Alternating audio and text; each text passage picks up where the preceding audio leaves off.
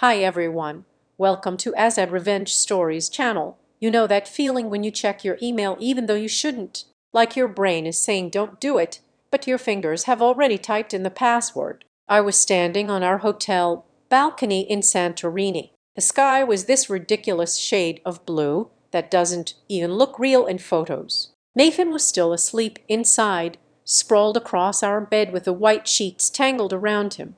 2 days into our honeymoon. 2 days. I don't know why I checked my work email. Habit, I guess. Addiction, probably. The subject line was personnel update, position elimination. Not even my name, just personnel update, like I was a freaking software patch. I remember how the phone felt suddenly heavy in my hand, how my stomach dropped before I even opened it, how the bright Greek sunshine seemed to dim as I read. Dear Eleanor, effective immediately. Your position at Blackwood Partners has been eliminated due to departmental restructuring.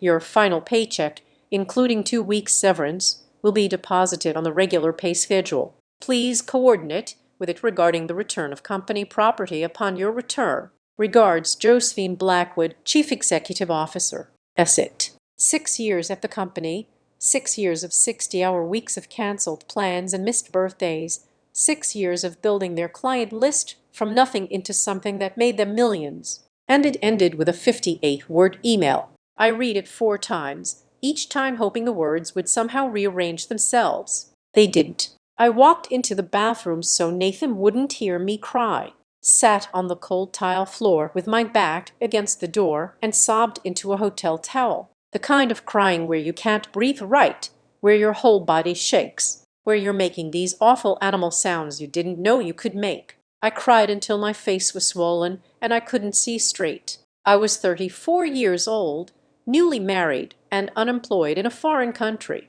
Hi, I'm Eleanor Christo. Well, Eleanor Christo Reeves now, half Greek, all workaholic, apparently completely disposable. Until 2 weeks ago, I was the Senior Client Relations Director at Blackwood Partners, a wealth management firm in Boston that caters to high net worth individuals, which is just fancy talk for rich people who need someone else to manage their money. Before I go on, can you hit like and subscribe and tell me in the comments if something like this has happened to you? Because in those first few hours, I felt so alone. I could barely breathe, like I was the only person who'd ever been betrayed like this. I know now that's not true, but God, it felt that way. So there I was, sitting on the bathroom floor of this stupidly expensive hotel that I'd saved 3 years for, trying to figure out how to tell my husband of exactly 10 days that I'd just lost my job.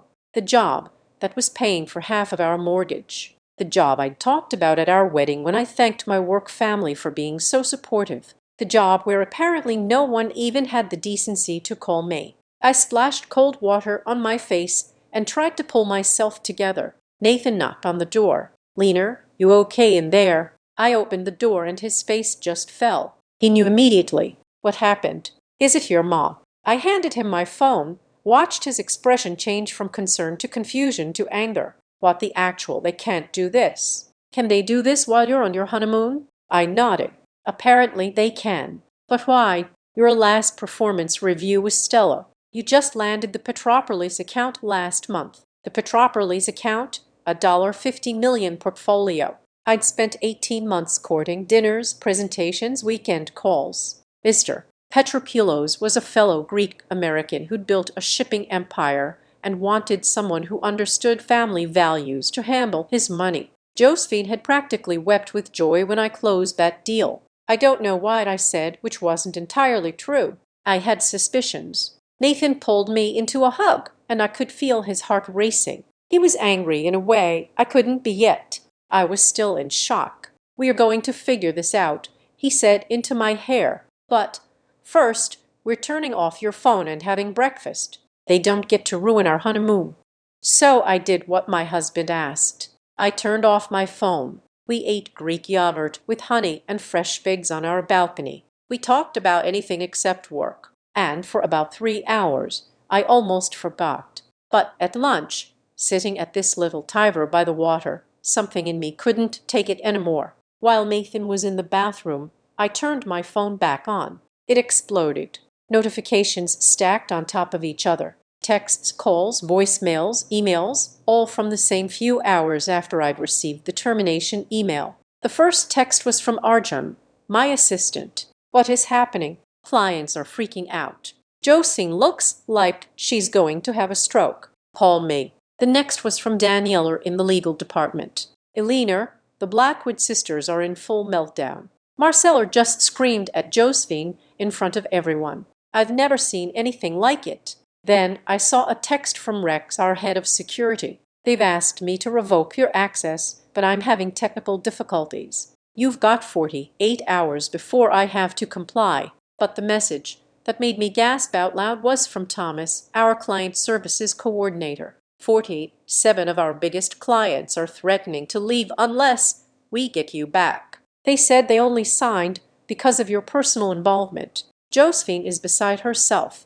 The board called an emergency meeting. What do you want us to do? 47 clients. That's over 80% of our high value portfolio. Billions of dollars walking out the door. Because of me, my hands were shaking so hard I could barely scroll through the rest of the messages. Voicemails from clients themselves. People like Jonathan Leovitz, who managed a hedge fund and had entrusted us with his personal fortune. Diana Chen, the tech CEO, who'd followed me from my last firm, the Rosenberg family, who'd been with me since I started, all saying variations of the same thing. If Alina's gone, we're gone.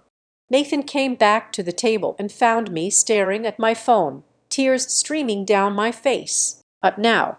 He asked, alarmed. I looked up at him and something shifted inside me. The shock was wearing off. The hurt was still there, a jagged wound that would take time to heal. But now there was something else, a slow burning ember, something that felt dangerously close to power. I think, I said slowly, I just realized how badly Josephine miscalculated. Let me back up a bit. You need to understand Blackwood Partners to understand what happened. The firm was founded by three sisters, Josephine, Marcella, and Regina Blackwood, who inherited their father's investment business. Josephine, the oldest, was CEO. She had the financial acumen and the killer instinct. Marcella, the middle sister, was the relationship builder, the one who made clients feel special. Regina, the youngest, handled operations and kept the machine running. I was hired by Marcella 6 years ago. She found me at a competitor where I'd hit a ceiling. Too young, too female, too ethnic to advance beyond a certain point. Marcella saw something in me. She mentored me. Within a year, I was handling their top-tier clients. Within 3 years, I was bringing in more new business than anyone else at the firm. The thing is, wealth management isn't just about numbers. It's about trust. These clients aren't just handing over money. They are handing over their security, their children's futures, their legacies. They need to believe you care about those things as much as they do. And I did. I remembered their kids' names, their anniversaries, their food allergies. I called when they were sick. I sent handwritten notes. I answered their texts at midnight, not because some management book told me to, but because I genuinely cared.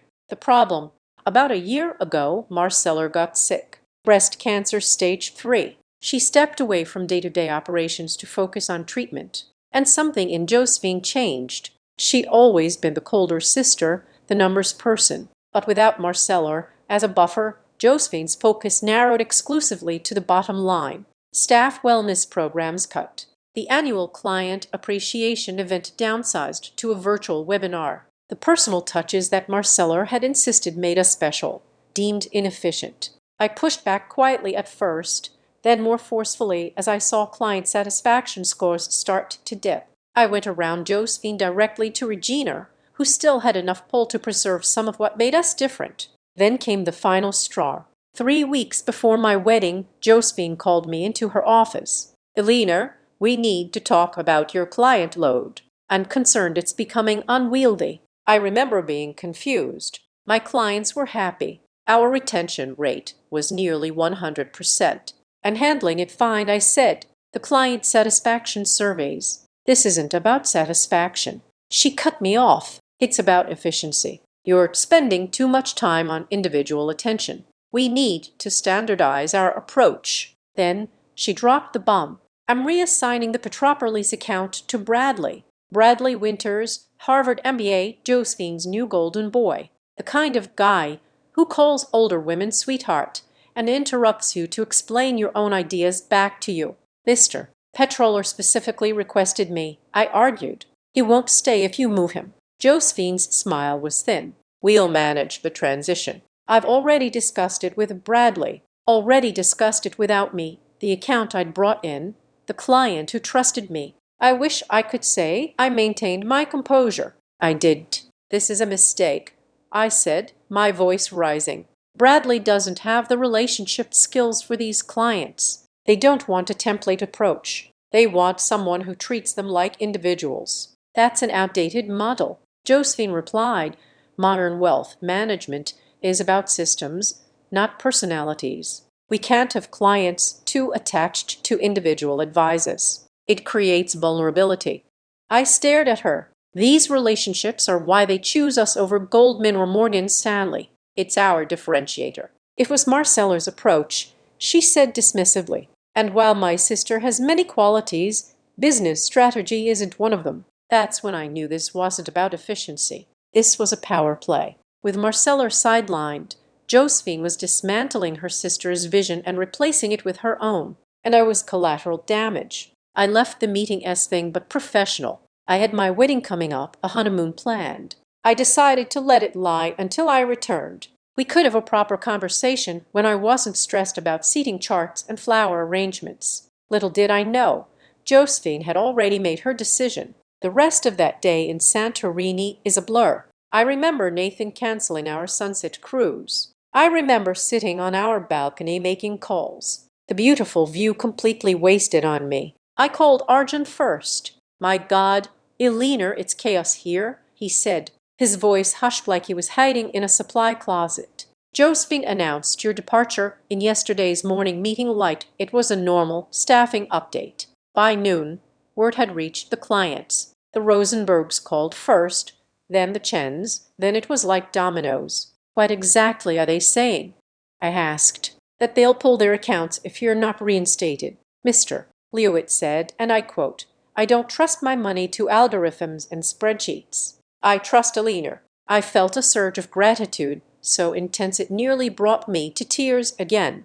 These people, many of whom I'd never even met in person because of Combo, were going to bat for me. Has Josephine reached out to you? Arjun asked. No, I said, just the termination email. He made a disgusted sound. Regina's furious. She's saying Josephine made this decision unilaterally without court approval. There's talk of an emergency vote. And Marcella, she showed up today. First time in months. She looked awful. Still doing chemo, but she was on the warpath. I've never heard her raise her voice before. I hung up and immediately checked my email again. Still nothing from Josephine. Nothing from HR. It was like they'd thrown a grenade and then gone silent. I called Rex next to understand what kind of access I still had. Then Danielle in legal to find out where I stood contractually. Then I started returning client calls. Every conversation followed the same pattern. Shock and outrage on their behalf. Concern about what this meant for their accounts. And then invariably the question, what are you going to do next? By dinner time, my phone buzzed with a text from a number I didn't recognize. Eleanor, this is Regina Blackwood. We need to talk urgently. Can you call me on this personal number? I showed Nathan the text. He'd been sitting beside me for hours, bringing me water, taking notes, being my rock. Are you going to call her? He asked. I stared at the message for a long time. The old Elena, the people pleaser, the good employee, the woman who never rocked the boat, would have called immediately, would have been pathetically grateful for the attention. But that Eleanor died on a bathroom floor in Santorini. Not yet, I said, setting down the phone. First, I need to figure out what I actually want. Nathan's eyes widened slightly. Then he smiled, a small, proud smile that made my heart lift for the first time that day. And what do you want? He asked. I looked out at the darkening of Jayak, at the lights coming on across the caldera, at the first stars appearing in the sky.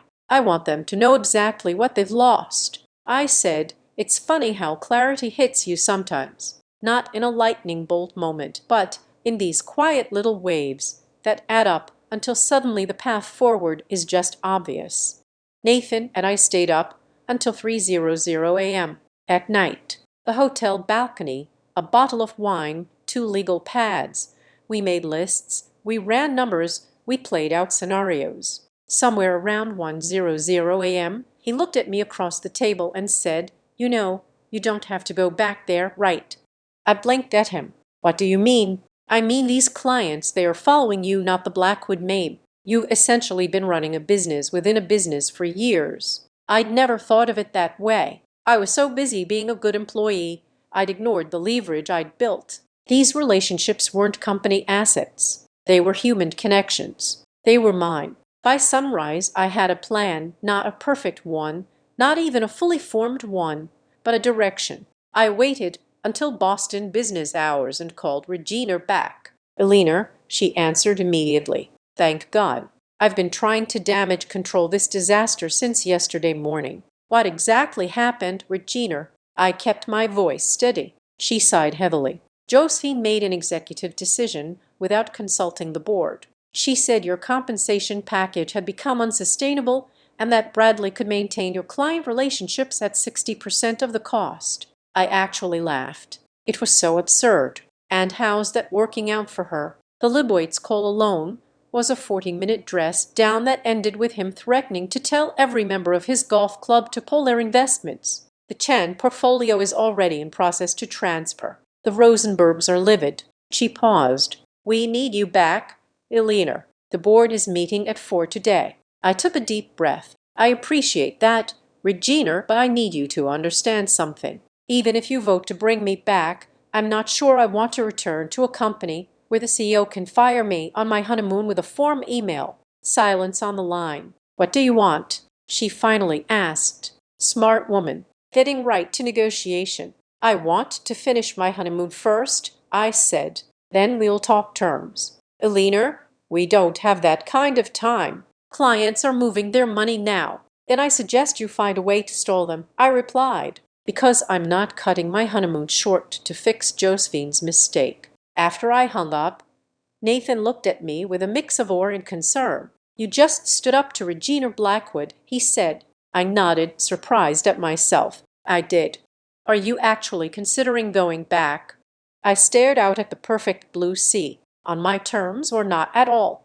I'd like to say I spent the rest of the honeymoon blissfully disconnected, focusing only on my new husband and the beautiful Greek islands, but that would be a lie. Every morning I spent an hour returning client calls and emails, not as a Blackwood employee, but as Alina, their trusted advisor who wanted to keep them informed. I never said I was coming back. I never said I wasn't. I just listened to their concerns and assured them I was working on a solution. The rest of each day, I tried to be present with Nathan. We hiked, we swam, we ate incredible food. We made love in our ridiculously expensive hotel room, but always in the back of my mind, gears were turning. On day 5, Regina texted, "Board voted 2-1 to offer you your position back." Josephine opposed. "Of course she did." I replied, "Thank you. We'll discuss when I return." On day 7, Arjun texted that Bradley had been pulled from a client call after he couldn't answer basic questions about the Petropos portfolio structure. Mr. Petropoulos had apparently said, "Get me someone who knows what they are talking about, or get me Eleanor." On day 9, Marcella called from her personal phone. Eleanor, her voice was weaker than I remembered, strained from her treatments. "I'm so sorry about all this. I never would have let it happen if I'd known." My anger softened a bit. Marcella had always been good to me. "I know that," I said. "How are you feeling?" "Like hell," she answered honestly. "But the doctors are optimistic. Another round of chemo, then surgery." She paused. "The firm needs you, Eleanor. I need you." I closed my eyes. That's the thing about manipulation. It still works even when you recognize it. "Marcella, I appreciate that, but Josephine made her position very clear." "Josephine is—" She searched for words. "My sister is brilliant with numbers, but terrible with people. Always has been. She sees relationships as inefficiencies." "That's a fundamental difference in business philosophy," I said. "Yes," Marcella agreed. "And that difference is destroying what my father built." Her voice cracked. "Please just come to a meeting when you get back. Hear our offer." I promised I would listen. Nothing more. I spent the last day of my honeymoon drafting an email to my most loyal clients. Not a mass email. Individual messages, to each of them personalized, addressing their specific concerns. I didn't send them. Not yet. But they were ready. We flew back to Boston on a Sunday. Monday morning I dressed carefully. A charcoal gray suit,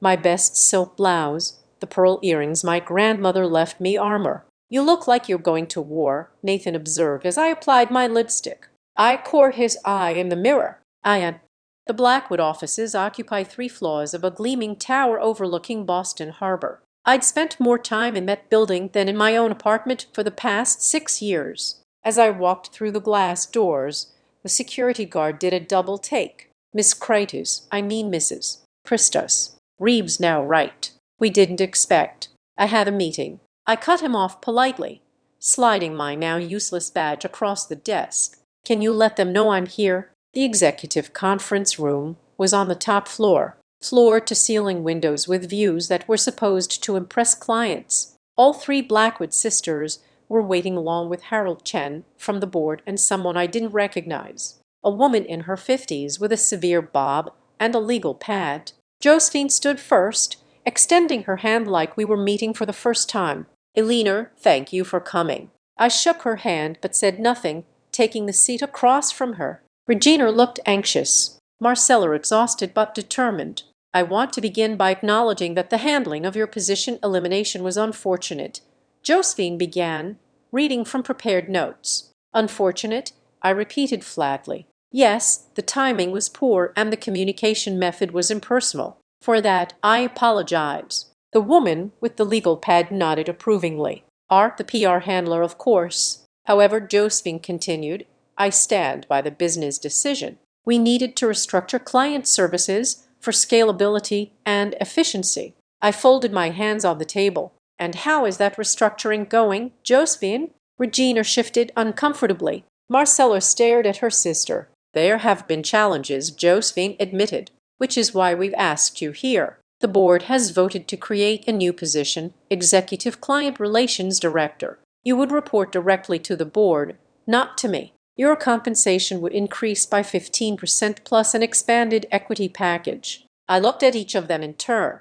"And you believe that solves the problem?" "We believe it acknowledges your value to the firm," Regina said, "and creates a structure where this kind of misunderstanding couldn't happen again." This understanding. What a sanitized word for betrayal. "I'm curious," I said, addressing Josephine directly. "Did you actually think the clients wouldn't care that Bradley could just step in and they'd accept it?" She stiffened. "We underestimated the personal attachments." "That's a fair criticism." "It's not about personal attachments," I said, leaning forward. "It's about trust. These people entrust us with their financial security, their children's futures, their retirements. That's intensely personal. They don't trust Blackwood Partners. They trust specific people at Blackwood Partners." Marcella nodded. "That's what I've been saying for 20 years. So Harold Chen spoke for the first time. "Will you accept our offer?" I reached into my bag and pulled out a folder. "No," I said simply.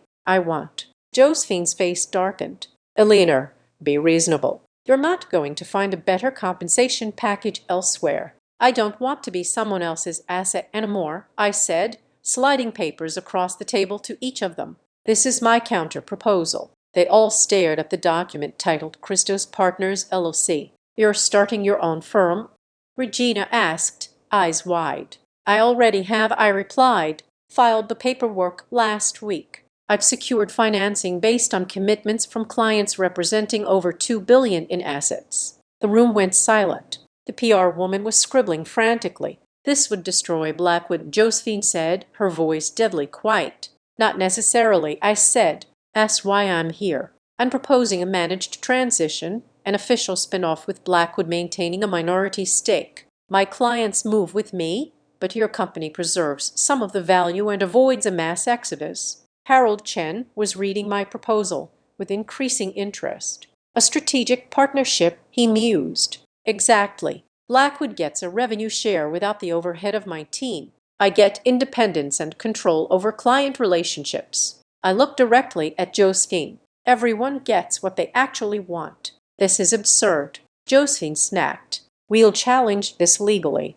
Your client relationships were developed while employed here. There are non-competes that mysteriously disappeared from my contract during my last renewal. I finished for her. I checked with legal before I left. And since you terminated me without cause, any remaining restrictions are unenforceable. Marcella let out a sound between a laugh and a cough. She's got you, Joe. You knew about this. Josephine turned on her sister. No, Marcella replied. But I'm not surprised. Helena was always smarter than you gave her credit for. She turned to me. What would this partnership look like practically? For the next hour, we hashed out details. Harold and Regina asked pointed questions. The PR woman stopped taking notes and just listened wittied.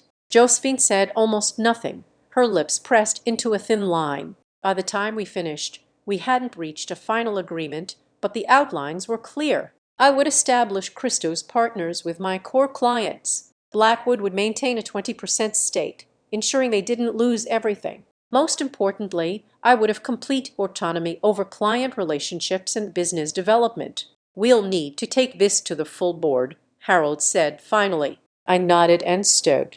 You have 48 hours. After that, I send my announcements to clients. As I gathered my things, Josephine finally spoke again. You planned this all along, didn't you? Built up your client relationships knowing you'd eventually take them. I met her gaze evenly. No, Josephine. I built relationships because that's what good advisors do. I loved this company. I defended it. I recruited for it. I canceled plans and missed holidays for it. I slipped my folder back into my bag. You taught me something valuable, though. Never confuse loyalty to a company with loyalty to your own worth. I walked out of that conference room with my heart pounding, but my steps steady. In the elevator, I finally let myself exhale, leaning against the wall as the doors closed. My phone buzzed with a text from Nathan. How did it go? I smiled and typed back. I just became a CEO. The next 48 hours were a blur. More meetings, lawyers, phone calls with potential staff starting with Archon, who accepted my offer on the spot. The board approved my proposal, with one change. They wanted 30% ownership. I counter-offered at 22%. We settled at 25%. 1 week after returning from my honeymoon, I signed papers establishing a formal partnership between Blackwood Partners and the newly formed Christo Partners.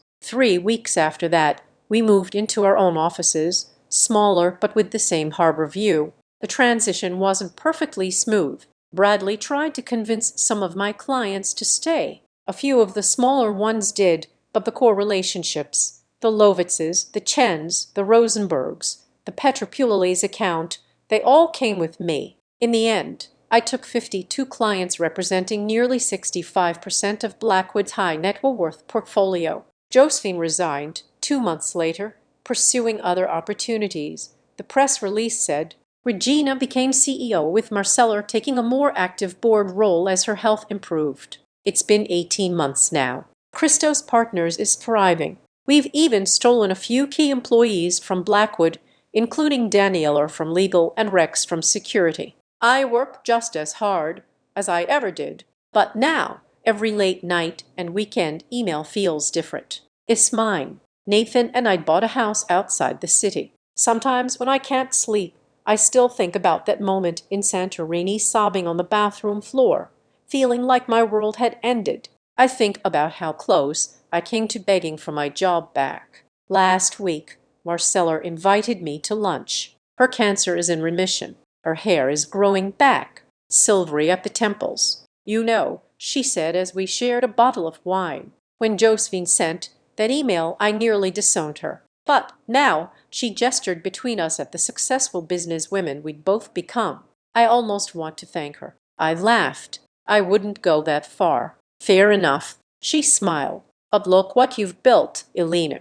Would you have ever done it if you hadn't been pushed? I thought about it honestly. Probably not. Sometimes the worst moments crack us open in ways we need. She said, not that I'm defending her. What she did was cruel and stupid and the best thing that ever happened to me.